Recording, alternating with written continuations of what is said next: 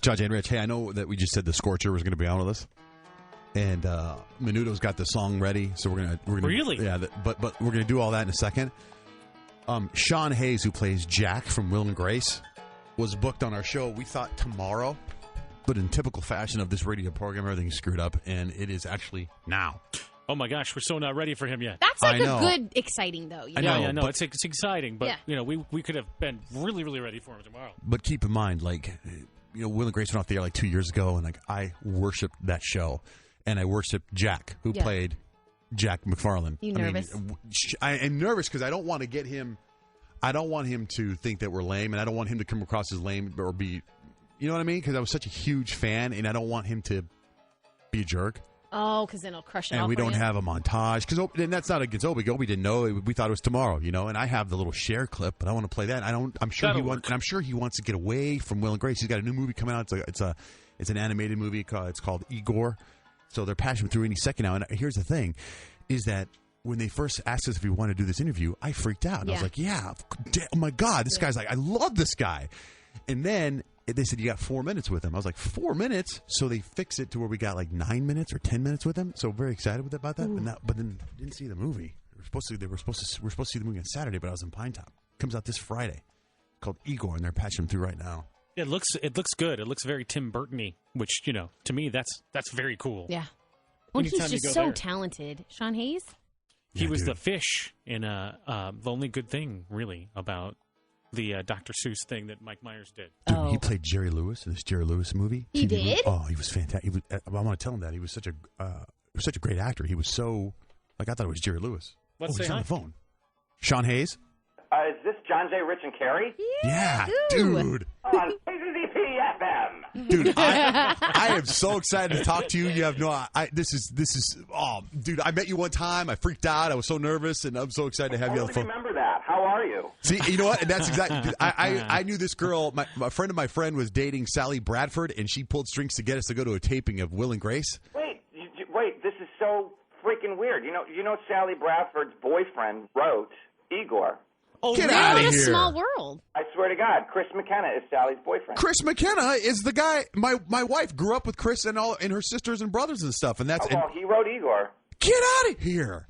How about that? Chris McKenna. I know who you're calling after me. Chris McKenna wrote Igor? Yeah.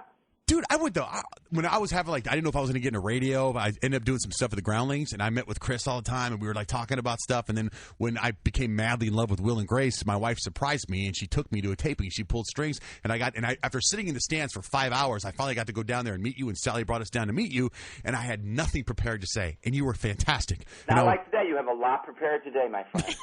Wow, dude, I can't wait. My wife's probably freaking out right now that Chris McKenna wrote Igor.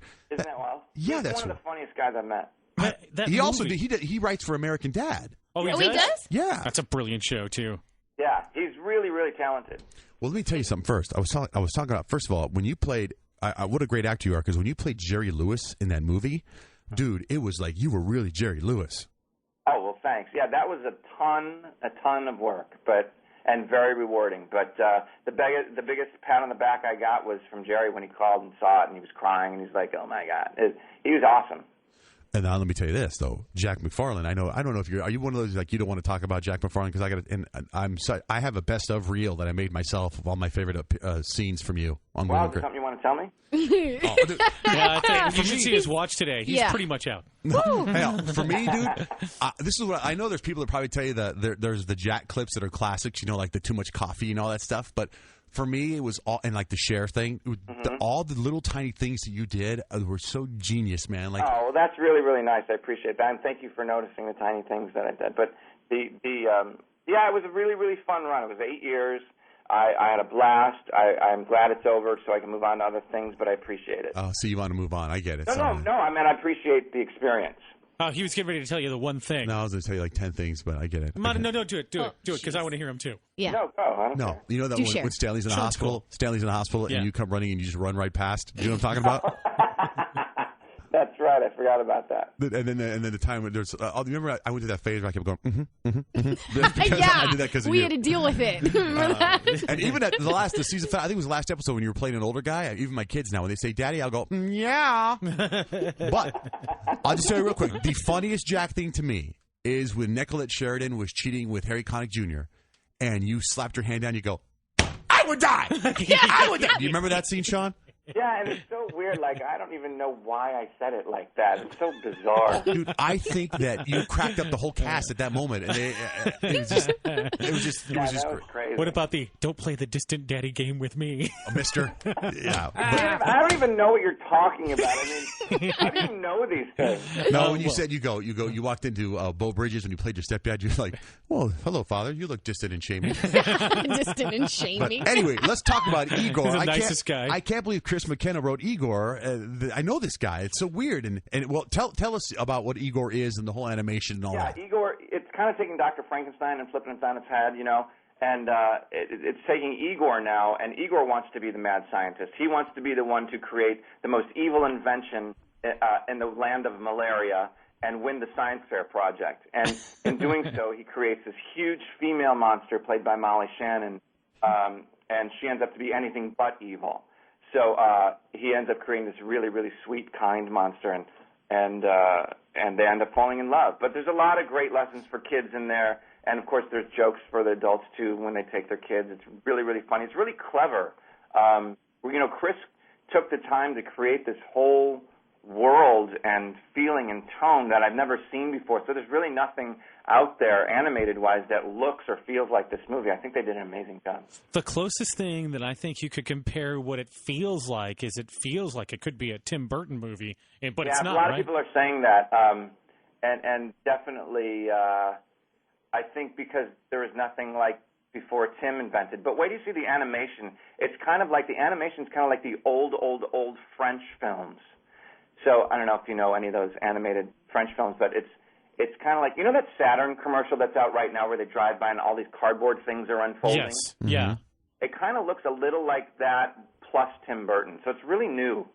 But when Chris writes it and then sells it to a studio, does he have any say in the animation or does it just go from there? No, he was a part of the collaborative process as well. He was there every single time I went in and did my sessions. He's worked on this thing for a year and a half.